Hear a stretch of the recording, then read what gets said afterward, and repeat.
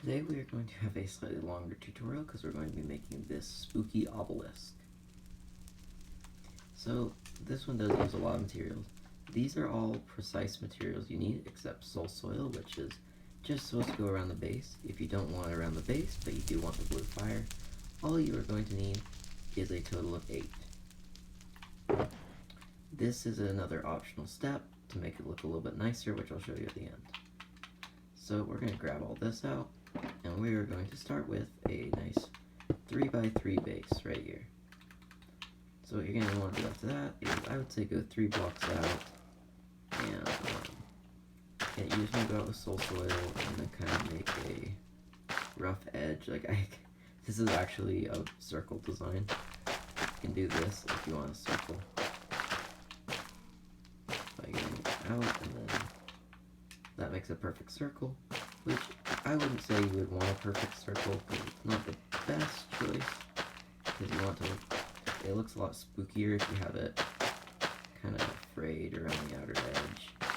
Add in some of this unevenness.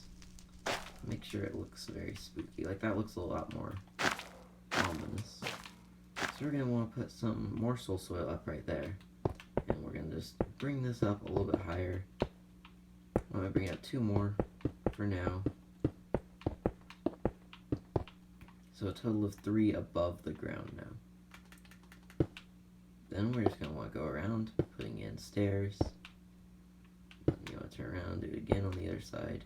So it kind of frames these soul sand blocks, or soul soil. Actually, yeah, you can use soul sand for this if you want to mix it in, or use only soul sand. I'm just using soul soil because I just don't feel like mixing it all in, because that'll make the tutorial super long. So then you want to put fires like this, 1 in each corner, and 1 on each of these little mounds that we've kind of built up.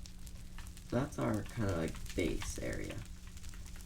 And there's one last feature, which is these walls that you just want to frame the fire with to make it feel as if these are supports. So next you're going to want to go up all 4, so we want to go 4 more up. 1, 2, 3, 4. And you want to do that on all the sides. And you want to have, you could mix in some cracked polished black stone bricks, which I'll show a kind of good method for at the end. So then we want to go up 3 more, only on this, so that we're not doing the corners anymore, and you don't need one in the center. That was just a mistake. You could definitely fill this up or light it up if you want to spawn proof it.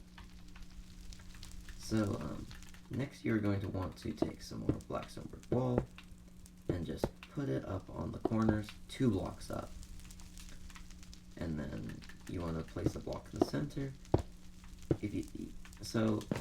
In the amount I brought out, if you want to use this exact number, then you're going to want to take this back out. So I just use some scaffolding block or dirt or something to put in there. So now we've gone up 2 more. We can put in these kind of little extensions to make it feel a little bit more as if it's going down, getting pointier at a slower progression. Then we want to put 2 more, and then we want to top off with some black stone brick wall. So this is essentially done. Well, actually it is done unless you want to add some of this. So just remember, when you're adding this, it does show on both sides. So you gotta be thinking ahead a little bit, like add a little bit down there, get a little bit in the corner, some up here, and one big thing is you gotta get behind these. You want to get in these corners, because even that little bit of cracks can still add a lot of texture to the build. It's those little details that can really tie a build together a lot of the time. So I'm only going to do it on this one side, because I don't want to make the video too long. But yeah, this is what the end product will look like. You could obviously have multiple of these to go together. They're kind of just spooky and otherworldly, similar to the tree design. So, happy Halloween!